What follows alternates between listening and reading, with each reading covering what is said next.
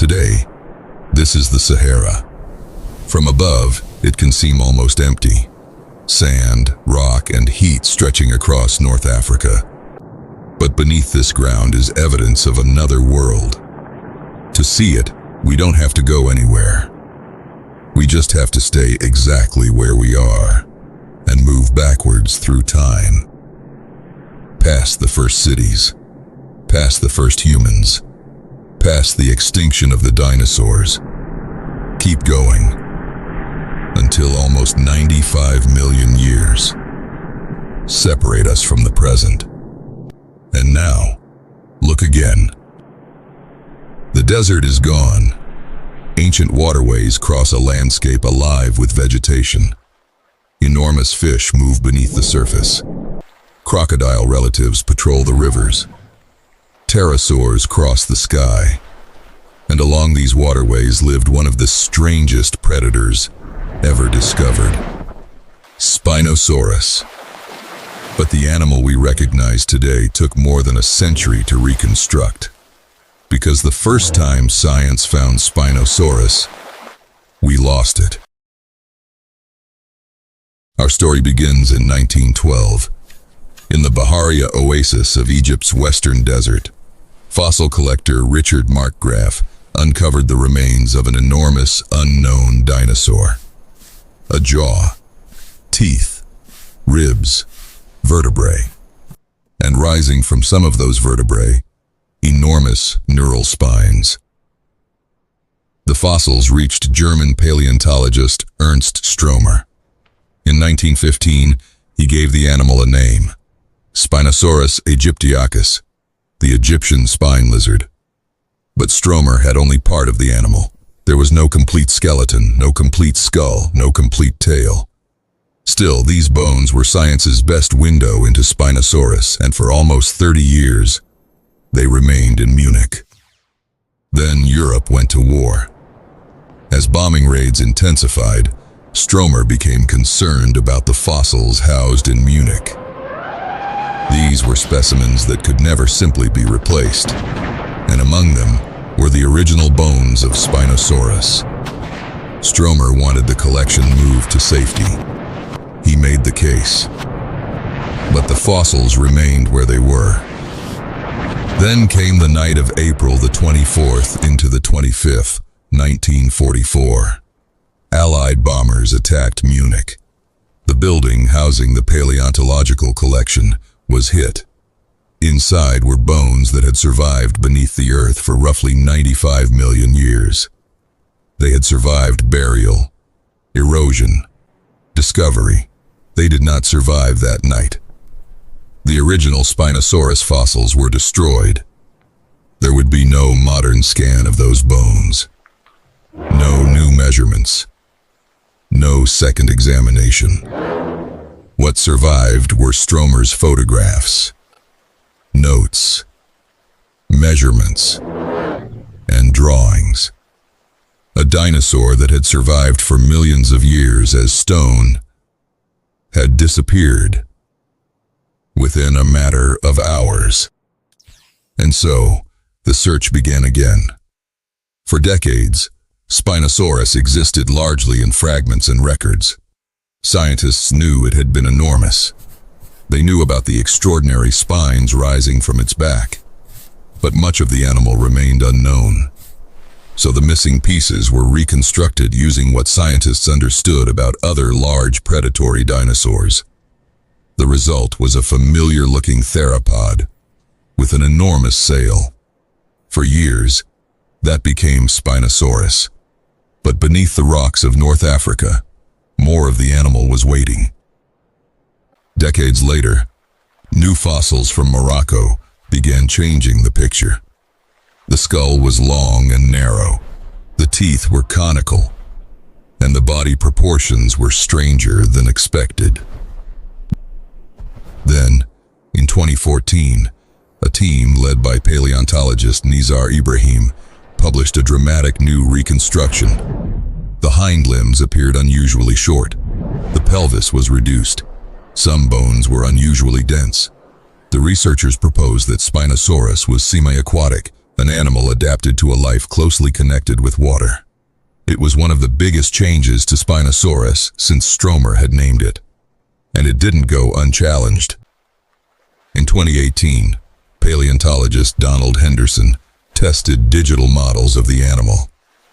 His results questioned important parts of the new interpretation.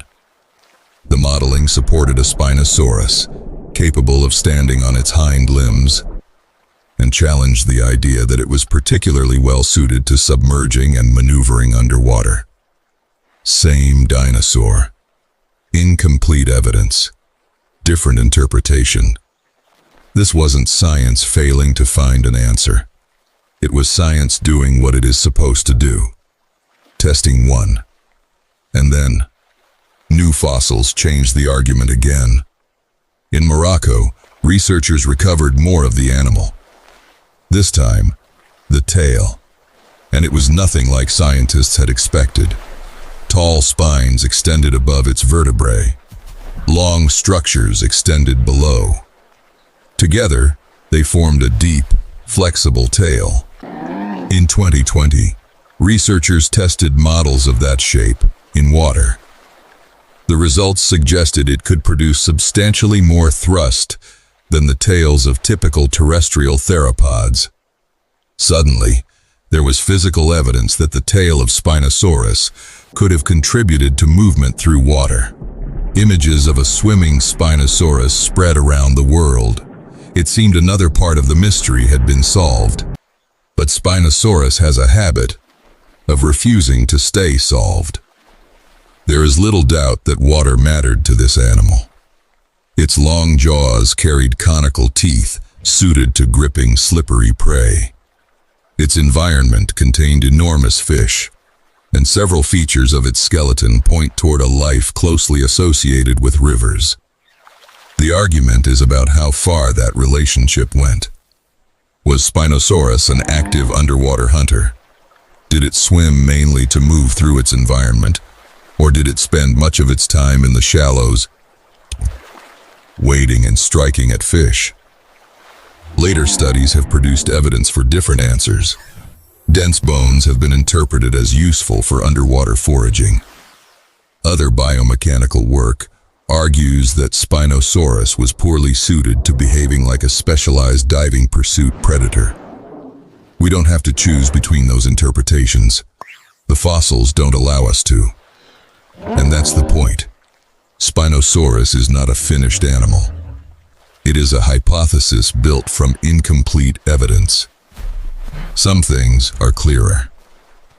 Spinosaurus was unlike most other giant predatory dinosaurs.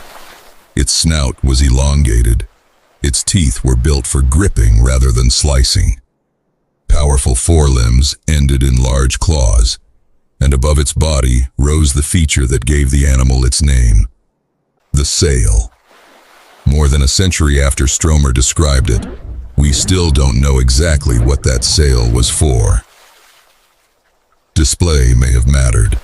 Recognition may have mattered. Other functions have been proposed, but the fossil record doesn't give us permission to choose an answer simply because we like it. Sometimes, we don't know is the most accurate answer science can give. Spinosaurus was enormous. At around 14 meters in some modern estimates, it may have been among the longest predatory dinosaurs known to science. But longest does not mean heaviest.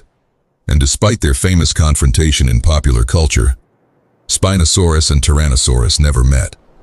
They lived on different continents, separated by tens of millions of years. The real Spinosaurus doesn't need that fight. Its real story is stranger. And that story has continued deep in the Sahara. In 2022, paleontologists traveled from Agadez in Niger toward an extremely remote fossil site called Djengebi. The journey required almost 3 days off-road. Vehicles fought their way through the sand. The nearest named locality carried an appropriate meaning. No water, no goat. There were no permanent settlements for hundreds of kilometers. But the rocks around Djengebi were filled with fossils. The team identified more than 100 fossil localities in less than 2 weeks. And among the material emerging from this region was another Spinosaurus. Not Spinosaurus aegyptiacus. Something new. Parts of several skulls revealed an extraordinary feature, a large, scimitar-shaped crest. And in 2026, the animal received its name, Spinosaurus mirabilis, a second species of Spinosaurus, named more than a century after the first. Its fossils came from an inland river environment, and researchers studying it argue that the evidence better fits an animal hunting in shallow waterways, rather than a predator built to chase prey through open water. Another fossil, another interpretation, and the argument continues. Which brings us back to the Sahara. The rivers are gone. The enormous fish are gone. Spinosaurus itself disappeared tens of millions of years ago. But beneath this landscape, its story remains. Egypt gave us the first bones. War destroyed them. Morocco rebuilt the animal. Niger changed it again. Every discovery makes Spinosaurus a little clearer, and somehow, a little stranger. We're not looking at a finished picture of the past. We're watching that picture being rebuilt, one fossil at a time. Today, this is the Sahara, but beneath the sand, another piece of the story may already be waiting.